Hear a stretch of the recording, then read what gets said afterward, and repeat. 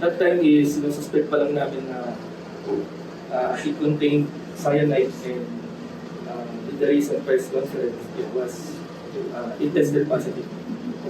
Ganun yun. Hindi sila nagpaliwanag, ma'am. Actually, hindi rin sila sumubok na magsalita.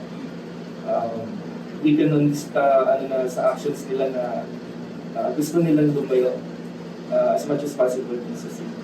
Gusto nilang umalis and to be apprehended by the Philippine government.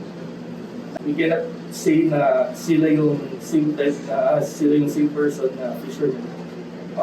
Usually kasi, ma'am, malayo yung mga Chinese sampan, and kapag nakikita nila na papalapit na yung Filipinos, yung Philippine Navy in particular, is lumalayo na sila.